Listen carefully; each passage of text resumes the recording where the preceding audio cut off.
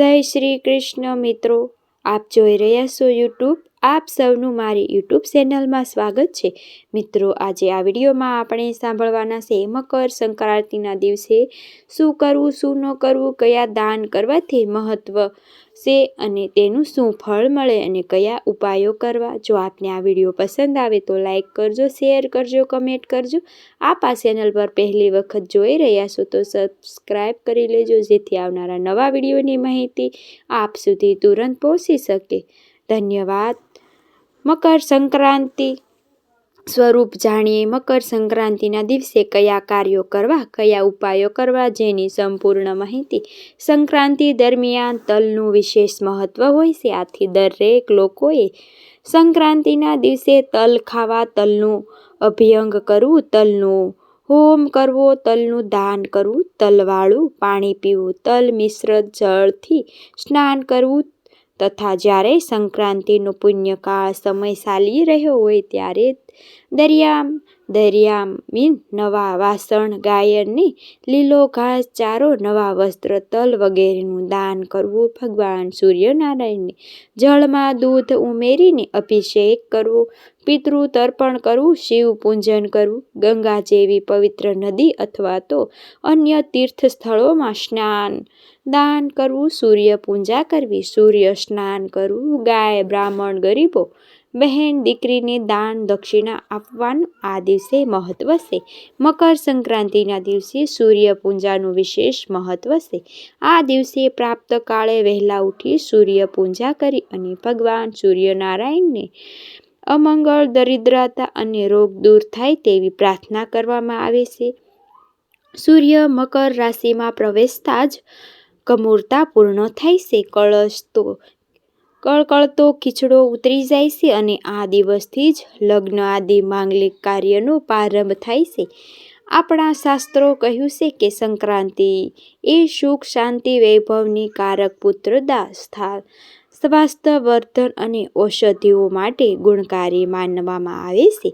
આ જ દિવસથી લાંબો અને રાત ટૂંકી થવાની શરૂઆત થાય છે. સંક્રાંતિના દિવસે કરેલું સ્નાન અને દાન સહસ્ત્ર ગણું પુણ્ય ફળ આપે છે એવું શાસ્ત્રોમાં વાંચન છે. ઉત્તરાયણના દિવસે તલ ભરેલું પાત્ર તથા વસ્ત્રનું દાન બ્રાહ્મણોને આપવાથી મહાપાપ, મહાવ્યાધિ, રોગ અને શત્રુનો નાશ થાય છે. આ દિવસે ગુપ્ત દાન કરવું મહત્વ છે. આ દિવસે ગુપ્ત દાન એટલે કે તલના લાડુમાં સિક્કો મૂકીને ગુપ્ત કરવું. આપણી સંસ્કૃતિમાં બહેન દીકરીઓને ભાણેજને ખીચડો આપવાની પરંપરા હજુ પણ જળવાઈ રહી છે. આ પવિત્ર દિવસે ગાયને લીલો ઘાસચારો, નીરવો, ગરીબોને અન્ન, ગરમ વસ્ત્રમાં આપવું, તલનું દાન કરવું, તલના તેલનો માલિશ કરવો, તલ અને ગોળ આરોગવા આપણા ઈષ્ટદેવની સાધના સંપન્ન અનેક ગણું પુણ્યફળની પ્રાપ્તિ કરાવે છે. મકર સંક્રાંતિના દિવસે સૂર્યદેવની પૂજા ખાસ કરવી જોઈએ. આ દિવસે સૂર્ય ધન રાશિમાંથી મકર રાશિમાં પ્રવેશ કરે છે. આ ક્ષણથી જ ધનુરત કમૂરતા પૂર્ણ થઈ જાય છે. આ સમયગાળામાં એટલે કે દાન, જાપ, પુણ્ય કરવો, ઉપાયો કરવા માટે ખૂબ જ શ્રેષ્ઠ સમયગાળો કહેવામાં આવે છે. આ ઉત્તરાયણ કાળને સકારાત્મકતાનું પ્રતીક માનવામાં આવે છે. આથી જ આ કાળ દરમિયાન પ્રભુ ભક્તિ, દાન, પુણ્ય વગેરે જરૂર કરવું ઉત્તરાયણના દેવતાઓની દિવસમાં માનવામાં આવે છે, કારણ કે આ સમયે સૂર્યદેવનો શાસક છે. મકર સંક્રાંતિ એ ઉત્તરાયણ કાળનો પહેલો દિવસ છે. આથી આ દિવસે સ્નાન કરવું, દાન કરવું અને પુણ્ય કાર્ય કરવાથી શુભ ફળની પ્રાપ્તિ થાય છે. ઉત્તરાયણ કાળનો સમય જ 6 મહિના સુધીનો હોય છે. માઘ માસની અષાઢ મહિના સુધીનો આ સમય શુભ સમય હોય છે. આ સમય દરમિયાન ગૃહ પ્રવેશ, દીક્ષા, વ્યવસાય, લગ્ન અને યજ્ઞો પવિત્રની વિધિને શુભ માનવામાં આવે છે. આથી આ કાળમાં સ્નાન, દાન, પૂજા પાઠ, શુભ માંગલિક કાર્યો કરવામાં શુભ મંગળદાયક છે. આ દિવસ એ ભગવાન સૂર્યનારાયણને સમર્પિત છે. આથી આ દિવસથી ભગવાન સૂર્યનારાયણની વિશેષ પૂજા અર્ચના કરવી જોઈએ. સૂર્યનારાયણ એકમાત્ર એવા દેવ છે કે જે દેવતા અને ગ્રહ બંનેના તેની ગણના થાય છે. જેથી દેવતાઓ પણ દેવ પણ કહેવાય છે અને સૂર્ય ભગવાન કહેવાય છે. બધા જ દેવી દેવતાનું માત્ર આપણે સ્મરણ જ કરી શકીએ છીએ, પરંતુ સૂર્યનારાયણ એકમાત્ર એવા દેવ છે કે જેને પ્રત્ય રીતે આપણે તેના દર્શન કરી શકીએ છીએ. આથી સૂર્ય દેવતાની પૂજા કરવાથી અનેક પ્રકારની કષ્ટ, બાધા, રોગ નાશ થાય છે.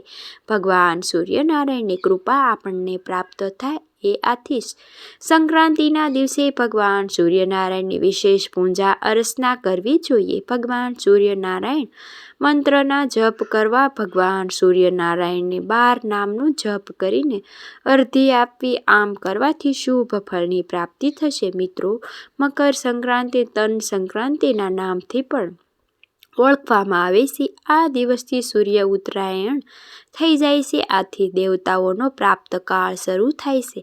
આ સમયે ખૂબ જ શુભ માનવામાં આવે છે. આથી જ સત્યવ્રત ભીષ્મ પિતાએ પણ બાણની શૈયા ઉપર રહીને મૃત્યુ માટે મકર સંક્રાંતિની રાહ જોઈ હતી. કહેવાય છે કે જે વ્યક્તિનું મૃત્યુ ઉત્તરાયણમાં થાય છે તેનો મોક્ષની પ્રાપ્તિ થાય છે. આ દિવસે ભગવાન સૂર્યનારાયણ તેના પુત્ર શનિદેવના ઘરે ગયા હતા.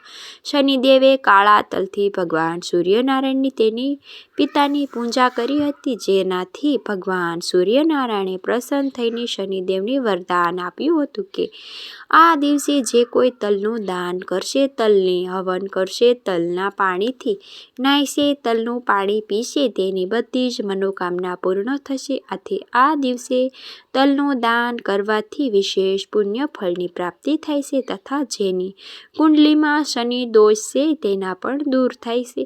તથા જ્યોતિષ શાસ્ત્ર અનુસાર મકર સંક્રાંતિના દિવસે સૂર્યનું રાશિ પરિવર્તન થાય છે. સૂર્યના રાશિ પરિવર્તન દરેક રાશિ જાતના હોય તેનો પ્રભાવ જોવા મળે છે. આથી મકર સંક્રાંતિના દિવસે જો રાશિ અનુસાર દાન્ય પુણ્ય કરવામાં આવે તો તેની જીવનમાં આર્થિક સ્થિતિ મજબૂત બને છે. કારણ કે શાસ્ત્રોમાં કહ્યું છે કે પુણ્યથી જ વ્યક્તિનું ભાગ્ય પરિવર્તન થાય છે. આથી જેમને પુણ્યનું ભાથું બાંધવું હોય, તેના ભાગ્ય ઉદય કરવો હોય, તે માટે આ દિવસે સોનાનું સૂરજ ઉગે છે તો તેમને આ દિવસે પુણ્ય પ્રાપ્ત કરવું હોય તો તે માટે દાન દક્ષિણા પુણ્યની પ્રાપ્તિ થશે. દાન કરવાથી જ નવગ્રહ દોષ પીડા દૂર થાય છે. આ દિવસે દાન પુણ્ય કરીને સૂર્યદેવના વિશેષ આશીર્વાદ પ્રાપ્ત થાય છે. તો એ પણ આપણે જાણીશું કે કઈ રાશિ જાતકોએ મકર સંક્રાંતિના દિવસે કઈ વસ્તુનું દાન કરવું જેથી આખું વર્ષ તેના ઘરમાં જીવનમાં સુખ સમૃદ્ધિ બની રહે. તો પહેલા જોઈએ કે મેષ રાશિ. મંગળ મેષ રાશિના સ્વામી છે, તેથી મેષ રાશિના જાતકોએ આ દિવસે તલ, ગોળ અને મૈસૂરની દાળ કરવાથી પુણ્યની પ્રાપ્તિ થશે. ત્યાર પછી જોઈએ વૃષભ રાશિ. વૃષભ રાશિના સ્વામી શુક્ર છે, તો વૃષભ રાશિવાળા લોકોએ મકર સંક્રાંતિના દિવસે દૂધ અને દહીંથી બનેલી વસ્તુઓનું દાન કરવું જેથી તેની સુખ સમૃદ્ધિમાં વધારો થશે. ત્યાર પછી આવે છે મિથુન રાશિ. મિથુન રાશિના સ્વામી બુધ છે. આથી મકર સંક્રાંતિના દિવસે મિથુન રાશિના જાતકોએ તલના લાડુનું દાન કરવું જેનાથી પુણ્ય ફળની પ્રાપ્તિ થશે. ત્યાર પછી આવે છે કર્ક રાશિ. કર્ક રાશિના સ્વામી ચંદ્ર છે, તેથી આ રાશિના જાતકોએ મકર સંક્રાંતિના દિવસે તિલકુટ અથવા તો તલના લાડુનું દાન કરવું. આમ કરવાથી વિશેષ પુણ્ય ફળની પ્રાપ્તિ થશે. ત્યાર પછી આવે છે સિંહ રાશિ. સિંહ રાશિના સ્વામી છે સૂર્ય. એ આર્થિક મકર સંક્રાંતિના દિવસે સિંહ રાશિના જાતકોએ ત્રાંબાના વાસણમાં તલ અથવા ગોળના લાડુ દાન કરવું જેનાથી તેના પુણ્ય વધારો થશે. સમાજમાં માન સન્માનની પ્રાપ્તિ થશે. ત્યાર પછી આવે છે કન્યા રાશિ. કન્યા રાશિના સ્વામી બુધ છે. આથી કન્યા રાશિના જાતકોએ મકર સંક્રાંતિના દિવસે ખીચડીનું દાન કરવું જોઈએ અથવા તો 7 ધાનનું દાન કરવું જોઈએ. ત્યાર પછી આવે છે તુલા રાશિ. તુલા રાશિના સ્વામી શુક્ર છે. આથી તુલા રાશિના જાતકોએ મકર સંક્રાંતિના દિવસે દૂધ અને દહીં બનેલી વસ્તુઓની દાન કરવું. ત્યાં પછી આવે છે વૃશ્ચિક રાશિ. વૃશ્ચિક રાશિના સ્વામી મંગળ અને આથી વૃશ્ચિક રાશિના જાતકોએ મકર સંક્રાંતિના દિવસે દાળની ખીચડીનું દાન કરવું જોઈએ તથા જો એ ન થઈ શકે તો 7 ધાનની ખીચડીનું દાન કરવું. આમ કરવાથી તેને સૌભાગ્યની પ્રાપ્તિ થશે. ત્યાર પછી આવે છે ધન રાશિ. ધન રાશિના સ્વામી ગુરુ છે. તેથી મકર સંક્રાંતિના દિવસે ધન રાશિના જાતકોએ પીળા ચંદનની સાથે તલ અને ગોળથી બનેલા લાડુ દાન કરવું જોઈએ. ત્યાર પછી આવે છે મકર રાશિ. મકર રાશિના સ્વામી છે શનિ. આથી મકર રાશિના જાતકોએ આ દિવસે સરસોયાના તેલનું, કાળા તલનું, લાડુના, કાળા વસ્ત્રનું તથા કાળા રંગની કોઈ પણ વસ્તુનું તથા લોખંડનું દાન કરવું. આમ કરવાથી આખું વર્ષ શનિદેવની કૃપા પ્રાપ્ત થશે.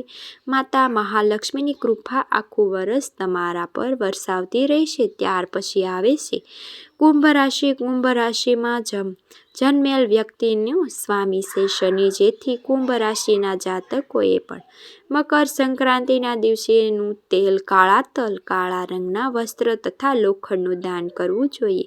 ત્યાર પછી આવે છે મીન રાશિ. મીન રાશિના સ્વામી છે ગુરુ. આથી મકર સંક્રાંતિના દિવસે મીન રાશિ જાતકોએ પીળા ચંદન સાથે ખીચડી, મગફળી, પપૈયા, તલ અથવા ગોળના લાડુનું તથા ગોળનું દાન કરવું. આમ કરવાથી પુણ્યની પ્રાપ્તિ થશે.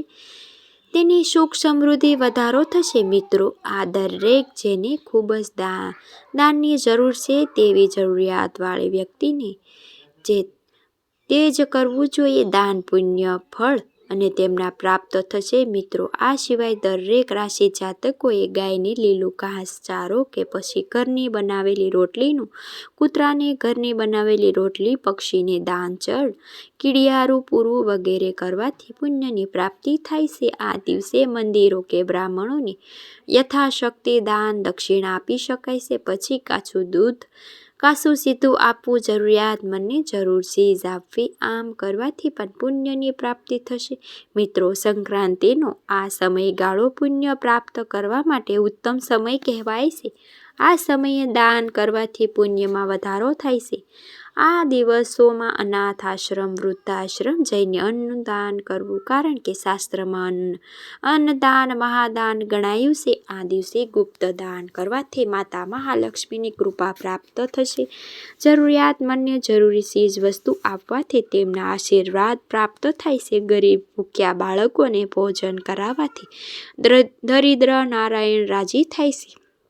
તેમની કૃપાથી જીવનમાં સુખ, શાંતિ અને અપાર ધનની વર્ષા થાય છે. આથી મકર સંક્રાંતિના પુણ્યકાળ દરમિયાન યથાશક્તિ દાન દક્ષિણા જરૂર આપવી. તો મિત્રો, આ હતું મકર સંક્રાંતિ ક્યારે છે અને ઉજવવાની છે, પુણ્યકાળ છે, સમય તથા આ વર્ષની મકર સંક્રાંતિને સ્વરૂપ, તેનું ફળ કથન તથા સંક્રાંતિમાં કઈ રાશિ જાતકે કઈ વસ્તુનું દાન કરવું તથા આ દિવસે શું કરવું શું ન કરવું, જેની સંપૂર્ણ માહિતી તમે પૂરી શ્રદ્ધાથી અંત સુધી સાંભળી છે. સાંભળવા તમને જરૂર ગમી હશે. વિડીયોને લાઈક કરજો, કમેન્ટ કરજો.